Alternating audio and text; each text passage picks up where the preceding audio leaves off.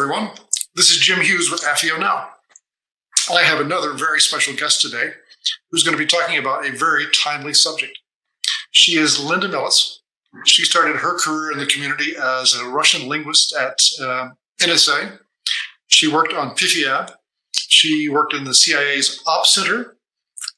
She was on the DDCI's career community management staff.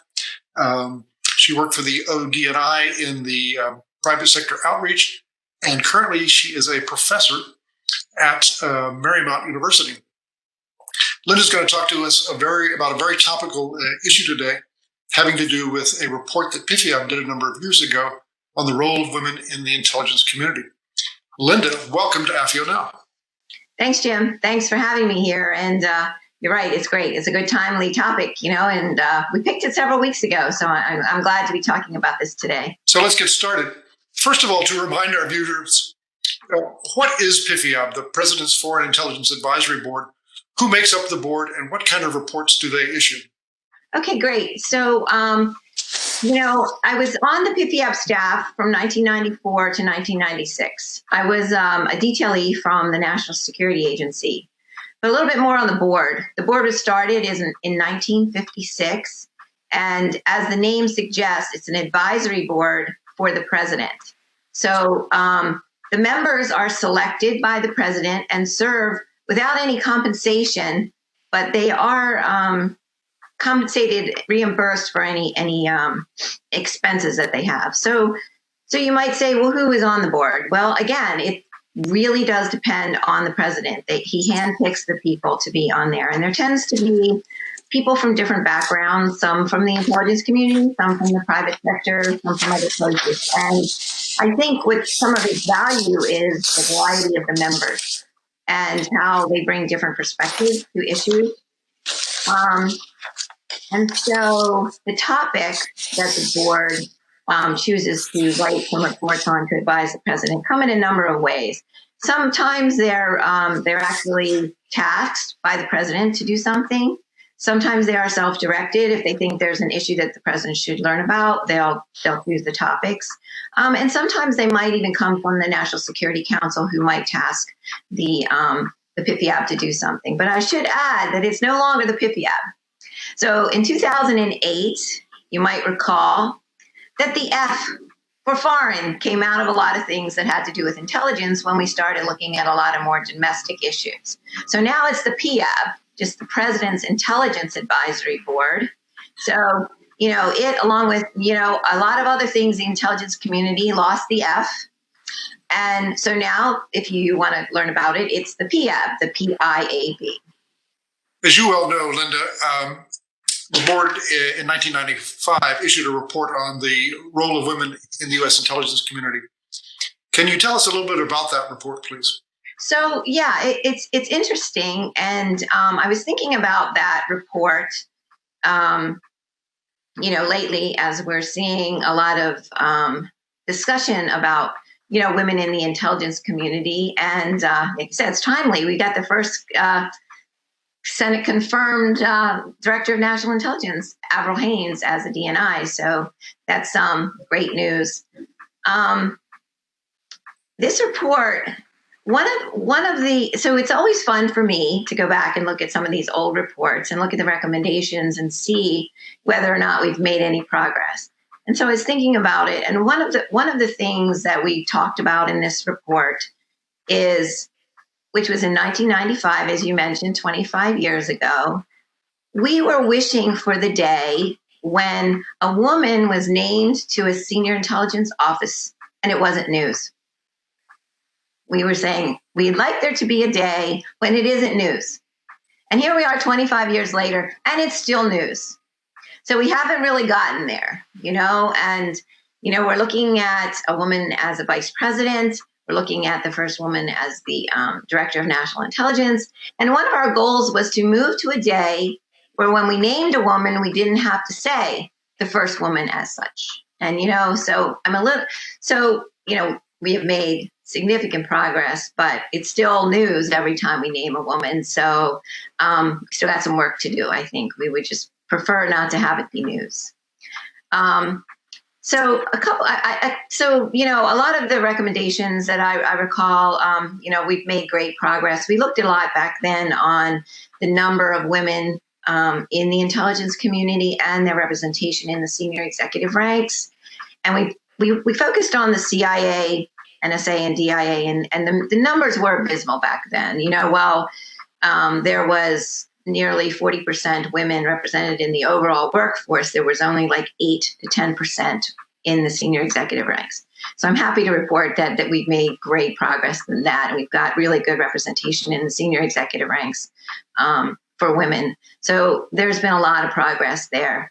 But one of the other things that we talked about in this report and is about the numbers, and that we were making the point that the numbers should only be a way to measure success or progress.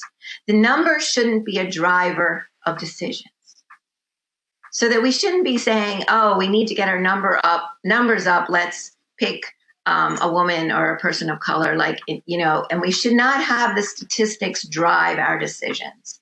That the numbers should only be a way of measuring our progress in the past. And so it's kind of a way of turning the progress upside down.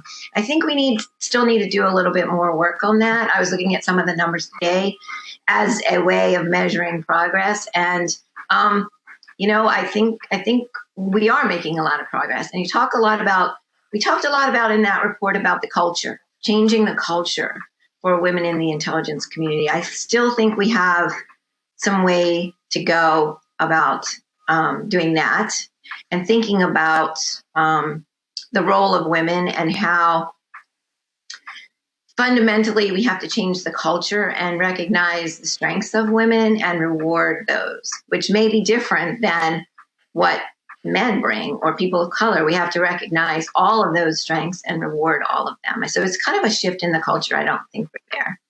And one of the other interesting, I want to mention this one because this one's kind of fun. We mentioned this as a recommendation that never, ever got adopted, but I'm going to put it out there again. And we mentioned that at this time it was the DCI, but the head of the CIA. So we say the head of the CIA, the NSA, and the head of these agencies should conduct the classes on diversity. They should attend the classes on diversity, and in some cases, maybe even conduct one or two, and that would send a message that this is important. I don't really think that's happening, but hey, we'll put it out there again. Were there any other major recommendations or conclusions by the board?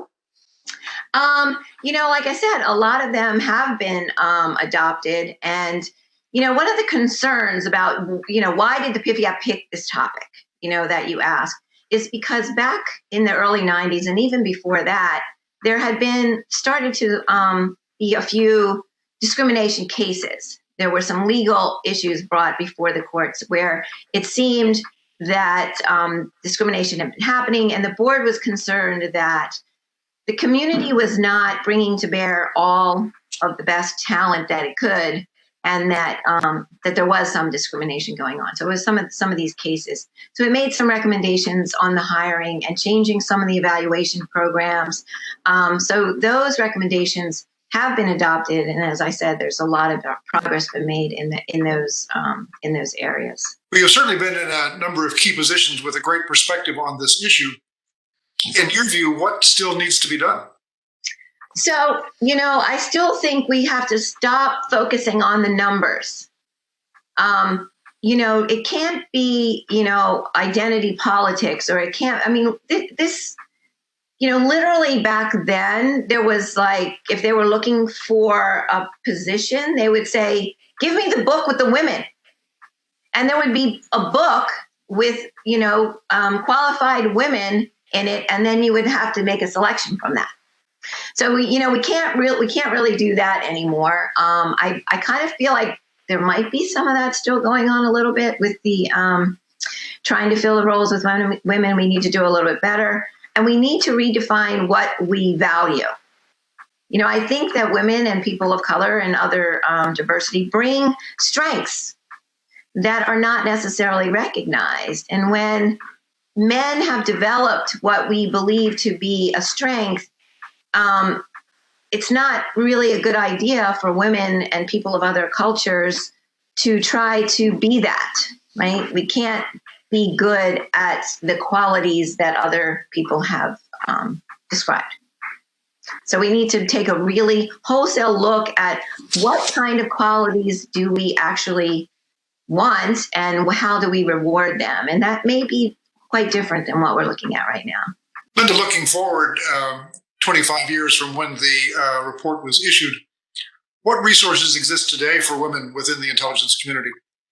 Yeah, so there's been a lot of progress there, right? Obviously, there are a lot of women in there, and there are groups in the intelligence community, support groups, women in intelligence. And also there are a lot of groups outside of the intelligence community where women can join and be, like AFIO, there's Women in Intelligence. There's a group called Amazing Women in Intelligence. And so there are lots of outside groups that women can join and then, get some camaraderie and share some ideas with other women. But I would say at the end of the day, the best resource for women in the intelligence community is other women. And the good news is there's a lot of them. Back in the day, when I was at NSA initially, I was the only woman in the entire division. And that is not the case anymore. So the good news is there are other women in the intelligence community, which I would argue are the best resource for women in the intelligence community. Well, now you're an educator, a professor at Marymount University, and you're helping to prepare the next generation of employees in the U.S. Intelligence community. What advice do you have for your students, particularly your female students who are looking to a career in the IC? Yeah.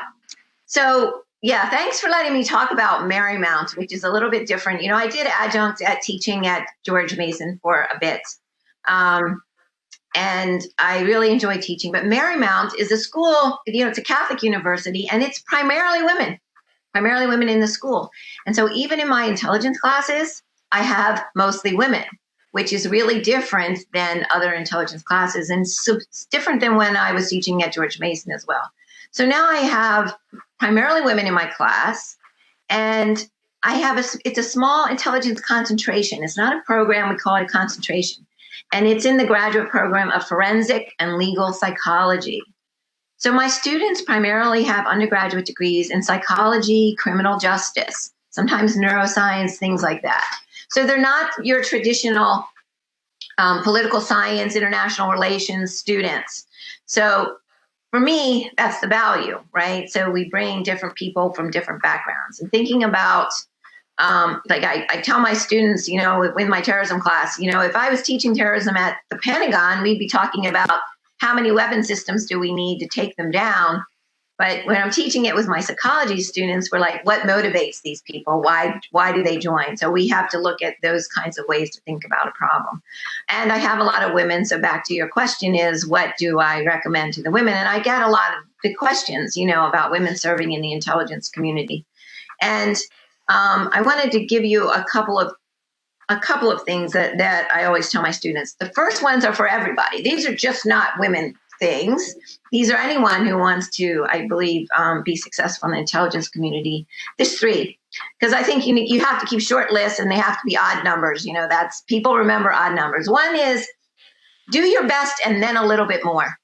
So whatever you're asked to do the best that you can do that plus a little bit more. That will make you successful. Secondly, I was like, just say yes. When someone asks you, do you want to be a part of this, or do you want to take on this task, or just say yes, or do you want to go on this detail? Say yes.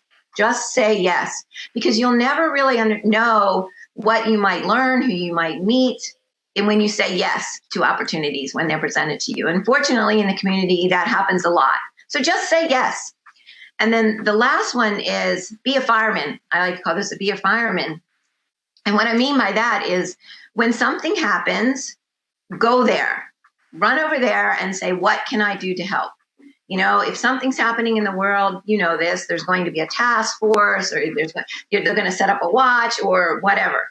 Run over there, volunteer for that, be a fireman and go to the fire. Don't run away. Don't stand there and watch, but get over there and be a fireman. So those are my general ones for all, young people entering the intelligence community. But specifically for women, I would say to them, look, understand your strengths and promote them. Don't apologize. Our strengths are different sometimes than men. So know your strengths, know your weaknesses, and promote them. And be articulate about it and be yourself. Don't try to be a man, right? Be yourself. You bring unique qualities and make everyone understand what they are.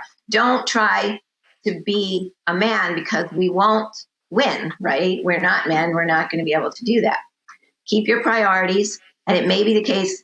Look, I come from a generation of, we can have it all.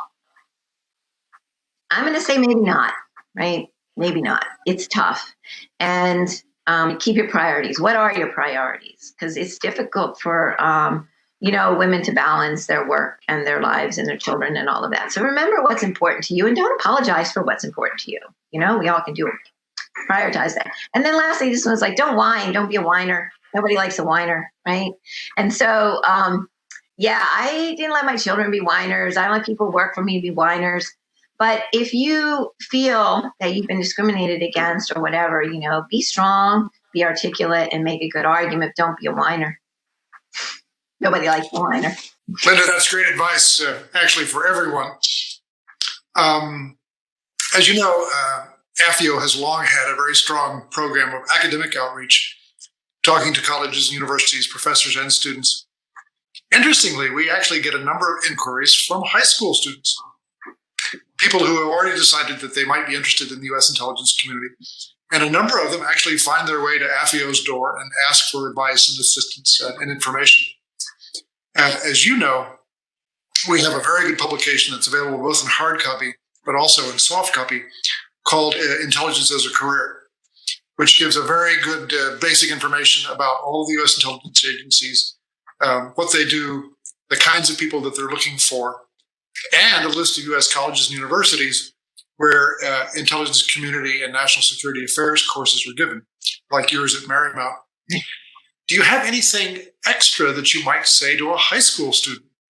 Right. So, thank you for that resource. And I give all of my new students, I used to give them all hard copies. Now I just give them all PDFs. It's posted on all of my class sites. And so thank you to AFIO for doing that.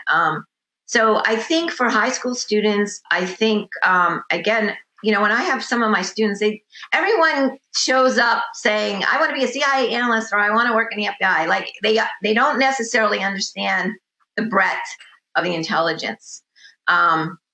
So, I'm always recruiting my students to, do things, go to the Coast Guard or go to DA or go to Energy, Treasury, some of these lesser known intelligence issues. But what I would say to students in high school, and believe me, I'm really glad that they're interested in it, but to try to do their homework and understand that it's not what you see on TV, So, you have to make an informed decision, just like we teach our students. And so, the information is not Spy Kids and Jason Bourne and Jack Ryan, right? That's not. So I would suggest that they do their homework and look at what the intelligence community really does, and then go after it. Learn languages. I mean, we need those people in the intelligence community, and the world is changing. And the way I did analysis really isn't the way analysis needs to be done now. It's the young people who come with resources, and they need to teach me how we can do analysis differently. As you know, Linda, we're not able to have in-person events right now because of COVID-19. Right. But when we do have our in-person lunches, I'm very pleased to say that we routinely get a very nice number of students from colleges and universities in our area to our in-person events. And the last time we did one of our seminars at the National Geospatial Intelligence Agency, we were actually able to take a number of students along with us, including one high school student. Right. And NGA actually very kindly put on a special lunch just for the students and had some of their analysts come down and have lunch with the students and talk just to them. So we're always looking for other opportunities to do things like that for students, because probably the biggest question I get is, it's really nice to talk to you retired guys, but I'd really like to talk to somebody who's doing the job now. Exactly. And that's one of the few opportunities that we can provide to them, given the classified nature of the community's work. Yeah. And, I volunteer at the Spy Museum too. So I'm a fan of the Spy Museum because, one of its missions is to educate as well. Right. And so that's why so they also have a lot of good resources where, you can learn about intelligence in a realistic way. They kind of make it fun and interesting, but it's also realistic. So there are lots of things. And, Jim, I send my Marymount students to the AFIO luncheons whenever I can. So I appreciate those. And believe me, they're all looking forward to, having to be able to do those in person again. One of my students just last night was telling me she was so excited that she'd met Jim Olson actually at a lunch because I use his books in one of my classes. And so she was really happy to meet him at a lunch. I'm hoping, Jim, and we get these in-person things soon. Yeah, I hear that all the time from our chapter presidents and from our members. And one more thing I noticed when I was reading the transcript from D&I Haynes's confirmation hearing yesterday, one of her priorities, as she listed, was partnerships with state and locals, academia, and the private sector. So I think, I know that they do a lot of partnering, but to have her list that as one of her priorities, I think is really good. And I'm encouraged by that. And, to take advantage of partnering with academia, not only with what we can bring to the community, but, we need to use it as a recruiting tool for getting the best and the brightest to the community. Yeah, that's very encouraging. I hope that we can take her up on that. Yeah, no, I hope so too. I don't know her, but I'm going to take her up on that as one of her priorities. Well, Linda, this has been very interesting and very informative. I would like to thank you and your students and Marymount University. And we look forward to having you come back again sometime very soon. Well, thank you. Thank you so much, Jim, for having me. I appreciate it. And thanks for all the good work AFIO does. Thanks.